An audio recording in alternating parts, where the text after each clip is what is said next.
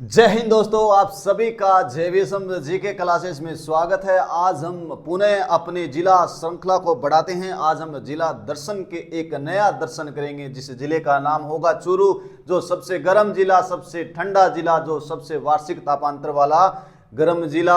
आज हम उस जिले के बारे में बात करेंगे जहां पर कोई नदी नहीं है। तो चलिए स्टार्ट कर देते हैं। हम पढ़ेंगे आज कौन सा जिला, चूरू जिला। बस 15 मिनट अपना संयम बनाए रखें। 10-15 मिनट में इसका हम पोस्टमार्टम करने वाले हैं। तो सबसे पहले हम लिख देते हैं चूरू जिला। कौन सा जिला हम अध्ययन करने वाले हैं? चूरू जिला अध्ययन करने वाले हैं। यहाँ से सबसे पहले ही सोच लेना कि यहाँ हम पूछ लेते हैं, आप पूछ लोगे कि स्थापना किसने की चूरू जिले की। मैंने कहा, आपने सुना 1620 में की थी। कब किसने की थी? 1620 में चूहड़ा नामक जाट था। एक चूहड़ा नामक क्या थे?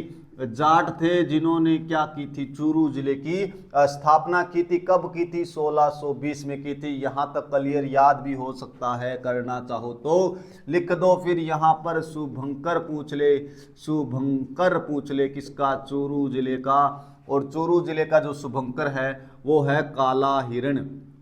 कौन सा हिरण? काला हिरण। काला हिरण यहाँ का शुभंकर है, जिसे आप कृष्ण मृग भी देखने को मिलता है पुस्तकों में। तो याद रख लेना, चूरू जिले का शुभंकर काला हिरण, जिसे कृष्ण मृग कहा जाता है। कृष्ण तो इस यहाँ से कुछ मैं फैक्ट और लिखा देता हूँ, नोट लगा के लिख लेना, छाप देना। आपने पीछे पढ़ा था काला तितर। काला तितर किसका शुभंकर था? कौन से जिले का शुभंकर था? आपने पीछे पढ़ा था तो याद है, तो झुंझुनू जिले का था। कौन से जिले का था? झुंझुनू जिले का। काला हिरण पूछे चूरू का, काला तितर पूछे झुंझुनू जिले का शुभंकर था। अगर काली क्रांति पूछे, काली क्रांति पूछ ले आपसे, कौन से काली क्रांति किससे संबंधित है? आपको याद रख लेना है, पेट्रोलियम से संबंधित है। पेट्रोलियम से संबंधित है काली क्रांति। अगर पूछ ले राजस्थान में काल्या और बाल्या का मेला कहाँ लगता है? काल्या और बाल्या का मेला कहाँ लगता है? तो अजमेर में लगता है। कहाँ लगता है? अजमेर में लगता है। और फैक्ट लिखना चाहो तो काल्या के बारे में लिख सकते हो कि काला हिरण पूछे चूरू, काला तितर पूछे झुंझुनू, काली क्रांति पूछे पेट्रोलियम, काल्या और बाल्या का मेला, जो राजस्थान पुलिस में आया हुआ भी है। याद रख लेना है, काल्या और बाल्या का मेला। ये क्या है? काल्या और बाल्या का। ऐसे ही आता है कि काल्या और बाल्या का मेला राजस्थान में कहाँ लगता है? तो अजमेर में लगता है। काली क्रांति पूछ ले, पेट्रोलियम से संबंधित है। काला तितर किसका शुभंकर है? झुंझुनू का है। काला हिरण पूछ ले, कृष्ण मृग, जो चूरू जिले का शुभंकर है।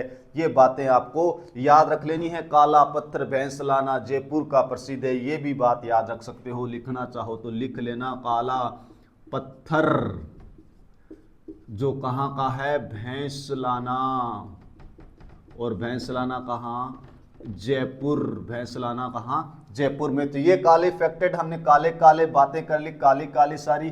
चूरू के बारे में और हम बात करें, चूरू का उपनाम हम जान लें। चूरू को और किन नामों से जाना जाता है? तो चूरू को कहा जाता है गेटवे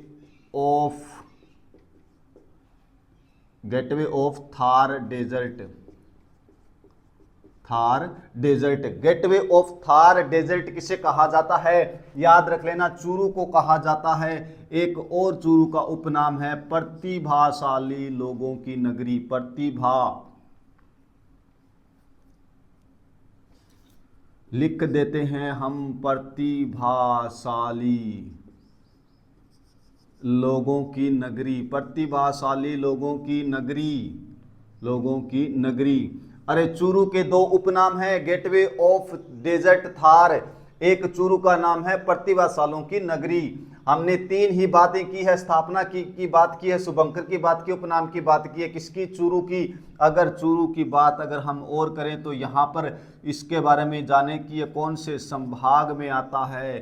चूरू कौन से संभाग में आता है? तो चूरू तो मेरे दोस्त, चूरू जो आता है वो बीकानेर संभाग में आता है। बीकानेर संभाग में आता है। अगर पूछ ले आपसे कि ये जो चूरू है वो महाभारत के काल में कौन से क्षेत्र में आता था, तो ये याद रख लेना आप, महाभारत के समय। तो ये जो आता था ये जांगल प्रदेश में कहलाता था, जांगल प्रदेश में आता था, जांगल प्रदेश में आता था। रियासत में कौन सी रियासत में आता था, कौन सी रियासत में आता था, तो रियासत पूछे तो बीकानेर रियासत में आता था।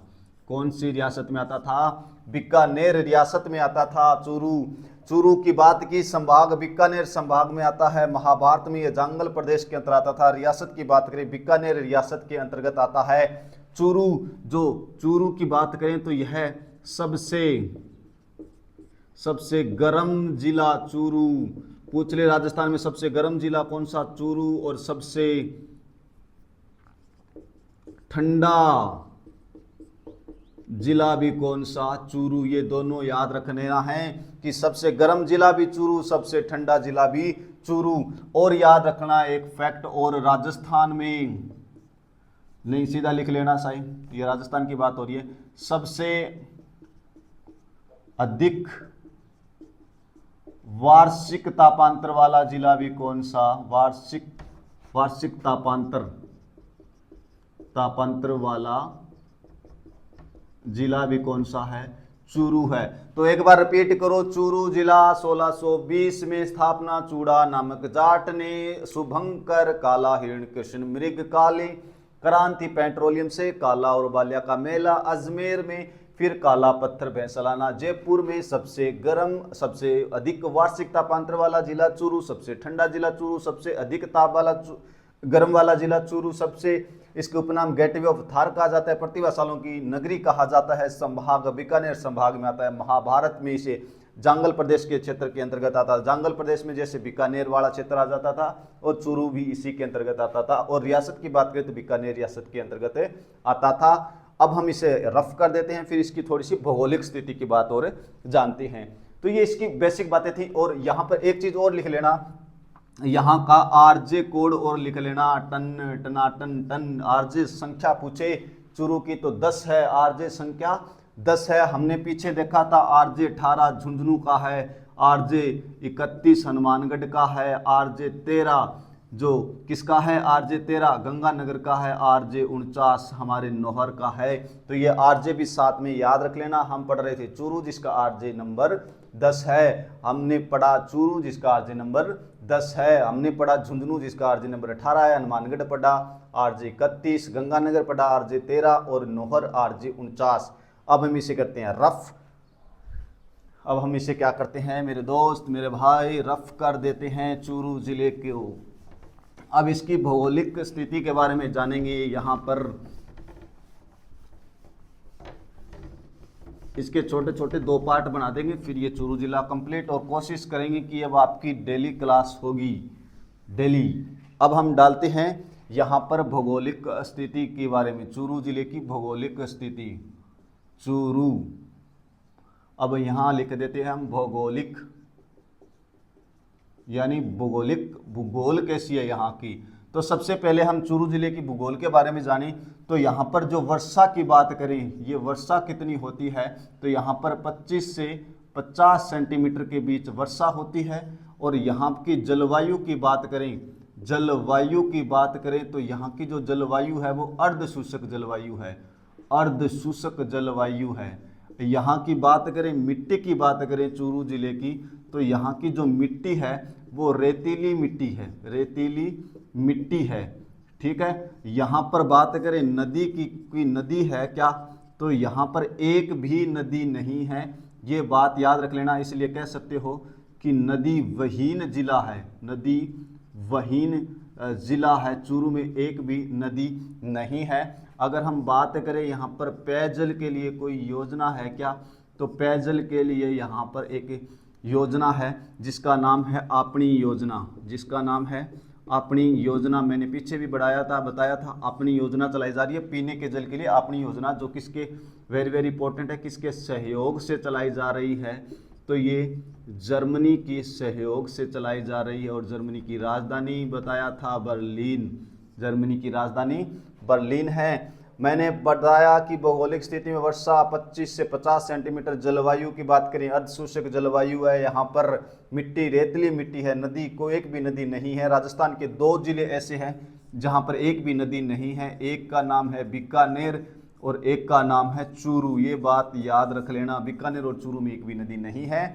पेयजल की बात करें तो यहाँ पर अपनी योजना चलाई जा रही है, किसके सहयोग से? जर्मनी के सहयोग से। और हम बात करें यहाँ पर वनस्पति की बात करें तो वनस्पति, यहाँ की जो वनस्पति है वो मरुद भिद्ध प्रकार की वनस्पति है, मरुद भिद्ध प्रकार की वनस्पति है, जिसे जीरोफाइट्स भी कहा जाता है, जीरोफाइट्स भी कहा जाता है, जीरोफाइट्स भी कहा जाता है। नदी की बात कर ली, यहाँ पर अभयारण्य की बात करें, हम अभयारण्य की बात करें तो यहाँ पर एक अभयारण्य है जिसका नाम है ताल छापर, ताल छापर अभयारण्य है।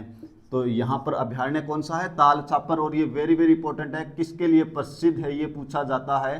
तो ये जो प्रसिद्ध है वो काले हिरणों के लिए प्रसिद्ध है, काले हिरणों के लिए प्रसिद्ध है, काले हिरणों के लिए प्रसिद्ध है।